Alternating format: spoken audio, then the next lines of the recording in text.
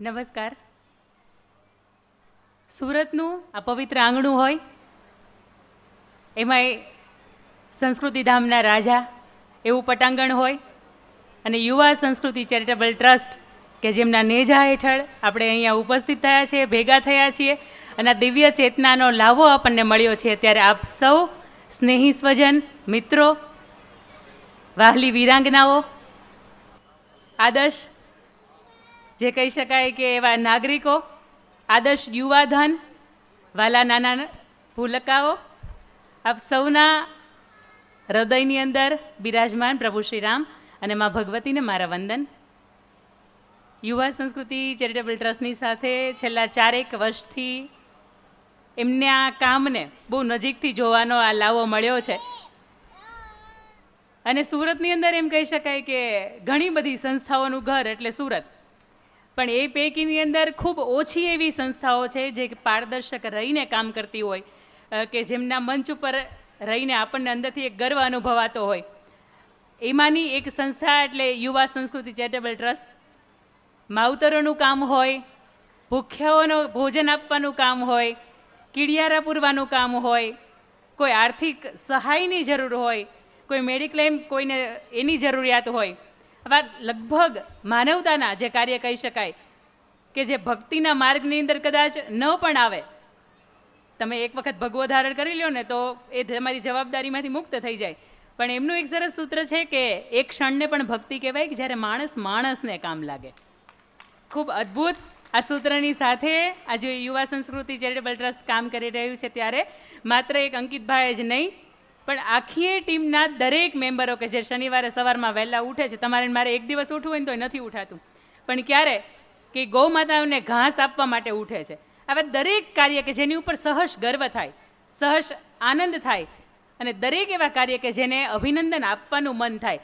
અને આ સંસ્કૃતિ ધામ સુરતના આંગણે જ્યારે 5મું ધામ બનવા જઈ રહ્યું છે ત્યારે આપણા માટે ખૂબ ગર્વની વાત છે કે જ્યારે માવતર ભવનનું નિર્માણ થઈ રહ્યું છે. આપણને અસંખ્ય શક્ય એટલા નાના મોટા દાતાશ્રીઓ આપણને મળ્યા અને એ દાતાશ્રીઓના પીઠ બળે, એ દાતાશ્રીઓના આધાર સ્તંભ રૂપે જ્યારે માવતર ધામ આપણી વચ્ચે ખુલ્લું હશે ત્યારે કહેતા ગર્વ થશે કે ગજાનંદ ગણેશની ઉપસ્થિતિની અંદર આ એક મૂડી જે આજે ભેગી થાય છે એ દરેક મૂડીનો હિસાબ તમે અંકિતભાઈ પાસે માંગી શકો છો અને એ આપવા માટે સમર્થ પણ છે અને એ આપશે તો એની અંદર એક પારદર્શકતા પણ દેખાશે. પણ અદ્ભુત આજે જ્યારે નારી મંચની અહીંયા વાત કરવામાં આવતી હોય ત્યારે હંમેશા એ કહેવું ગમે અને લગભગ મારે એ જ બાબત ઉપર વધારે વાત કરવાની થતી હોય. પણ આજનો નારી મંચ કંઈક એવો હતો કે આજની જે આત્મનિર્ભર નારીઓ છે, આત્મનિર્ભર સ્ત્રીઓ છે, એમને સવિશેષ એક સન્માન મળે અને એને અહીંયા જ્યારે આવવાનું આમંત્રણ મળ્યું હોય ત્યારે એ દુનિયા કરતાં કેવી રીતે અલગ પડે છે. અને તમે જોયું હશે કે જ્યારે ભગવાને એક સર્જનહાર સ્વરૂપે જ્યારે સ્ત્રી અને પુરુષનું સર્જન કર્યું ત્યારે એણે સ્ત્રી પાત્રને વંદનીય પાત્ર ગણાવ્યું છે. પુરુષને પણ વંદનીય ગણાવી શકાય કારણ કે એમનો પીઠબળ હોય, એમનો આર્થિક કે સામાજિક રીતે સપોર્ટ હોય, એમનો માનસિક રીતે સપોર્ટ હોય ત્યારે એ પુરુષને જન્મ આપનારી સ્ત્રી પોતાના રસ્તા ઉપર નિર્વિઘ્નપણે ચાલી શકે છે. 24 કલાકની અંદર કોઈ પણ સમયે પુરુષને ઘરની બહાર નીકળવું હોય તો ડર નથી.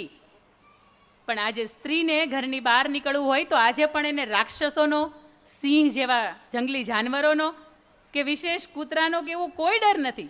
પણ એક સ્ત્રી જે માનવને જન્મ આપી શકે છે, જે માનવને સર્જી શકે છે, એ માનવથી આજે ક્યાંક એને ડરવું પડે છે કારણ કે એને પોતાની અસ્મિતા, પોતાની પવિત્રતા, પોતાનું ચરિત્ર આ સંભાળીને આ સમાજના પથ ઉપર એને આગળ વધવાનું હોય છે. અને વાત આવતી હોય જ્યારે આર્થિક પગભર સ્ત્રીઓની ત્યારે હંમેશા એક કડવી વાસ્તવિકતાની સાથે ટકોર કરવી ગમશે કે આર્થિક કમાણી એ જ સાચી કહેવાય કે જેમાં તમે તમારી પવિત્રતા, તમારી ખાનદાની, તમારી ખુમારી, તમારા સંસ્કાર, તમારું ચરિત્ર અને તમારું જે કંઈ પણ સત્વ તત્વ અને પરમ તત્વ કહી શકાય એને તમે ગીરવે નથી મૂકતા. સફળતા એને કહેવાય કે જે તમે આપબળથી તમારા અંદરના જે સત્વ છે એનાથી તમે મેળવી છે. અને આજે જ્યારે વાત કરવી હોય ગોપાલભાઈ ત્યારે સ્ત્રી એટલા માટે વંદનીય છે કે સ્ત્રીના 4 સ્વરૂપ છે, સ્ત્રીની 4 અવસ્થા છે અને એ અવસ્થાને વંદન કરવાનું મન થાય. પણ આજે કદાચ કોઈ બીજી રીતે એવી રીતે પણ કહી શકે કે મારે ઘરે આવો તો ખબર પડે કે આવી સ્ત્રીને કેમ વંદન કરવી. એ વાત પણ સાચી છે. અને સ્વાધ્યાય પરિવારની અંદરથી જો તમે આવતા હોય તો એક ભક્તિ ગીત તમને ખબર હશે, નારી જો ધારે તો દુનિયા બદલાવે, અને અવળી જો ચાલે તો ઘરને લજાવે. શસ્ત્રો ઉપાડી મેદાને જો આવે, અને દશરથની આંખોની અંદર આંસુ પડાવે. આ સ્ત્રી સર્જનહાર તો છે જ, પણ સ્ત્રી પોતાની માનસિક રીતે વિચારે કે મારે સર્જન કેવું કરવું છે. અને બાકી કેમેરો તમારી આસપાસ નથી, તમે ત્યારે કેવું વર્તન કરો છો એનાથી વિશેષ કે તમારો અંતરાત્મા કોઈ સવાલ પૂછે, તમારો અંતરાત્મા તમને ડંખે, અને ઉપરનો કેમેરો 24 કલાકનો સતત તમારી સામે છે. આ વિચાર રાખીને કામ કરવા માટે ઘરની બહાર નીકળતા હોય ત્યારે ભાગવદ્ ગીતાને આખી કદાચ તમે મેં નહીં વાંચી હોય, અને કદાચ આખામાંથી પસાર થવા માટે ઘણી વખત સૂઈ પણ જઈએ, 2-3 પેજ પૂરા થાય ને તો, પણ આખી ભાગવદ્ ગીતાનો સાર જો દુનિયાના દરેક વ્યક્તિત્વ માટે નીકળતો હોય તો પહેલો સાર એ છે કે હું કોણ છું. સૌથી પહેલાં વિચારીએ કે હું કયા કુળમાંથી આવું છું, મારું ખાનદાન શું છે, હું કોણ છું, સ્વને ઓળખો. બીજી ભાગવદ્ ગીતાના સારની એ વાત કહી શકાય કે હું જે કરી રહ્યો છું, કે હું જે કરી રહી છું એ કેટલું યોગ્ય છે. અને ત્રીજો ભાગવદ્ ગીતાનો સાર કે હું જે સ્થળે છું એ સ્થળ મારા માટે યોગ્ય છે કે નહીં. ઘણી વખત એવું થતું હોય કે ભૂલથી આ ભૂલ થઈ ગઈ, પણ હું એવું માનું છું કે જો તમે એક વખત ઉમરું ઓળંગતા પહેલાં વિચારો છો કે હું કોણ છું, હું જ્યાં જાઉં છું એ સ્થળ કોણ છે, અને મારાથી શું થાય, મારાથી શું ન થાય, આ સવાલોના જવાબ જો તમને તમારો અંતરાત્મા, તમારું દિલ તમને પૂછતું હોય, અને તો જો એ જવાબ છે તમે તમારી જાતને આપી શકતા હોય, તો ચોક્કસપણે જ્યારે ઉમરું એક વખત ઓળંગો છો ત્યારે તમને વિચાર આવે છે કે આ કામ માટે હું જે સ્થળ ઉપર જઈ રહી છું, મારી જાતને ઓળખ્યા પછી જઈ રહી છું, એ સ્થળ, એ કાર્ય મારું ત્યાં હોવાપણું એ સાર્થક છે કે નહીં. પણ વિશેષ સ્ત્રીઓની જ્યારે વંદનની વાત આવતી હોય ત્યારે એક દુહો સરસ મજાનો મને ગોપાલભાઈ યાદ આવે, દરિયાભર હેત દુલારી અને ખીજવે ત્યારે કાળથી ખારી. તમે નવદુર્ગાના રૂપની અંદર જુઓ એટલે તમને મહાકાળીનું રૂપ દેખાય કે દરિયાભર હેત દુલારી, આ દરિયા જેવું તારામાં હેત છે, અને ખીજવે ત્યારે કાળથી ખારી. હિંમત તું કદીએ ન હારી, નમીએ તુજને ઓ હિંદની નારી, નમીએ તુજને ઓ હિંદની નારી.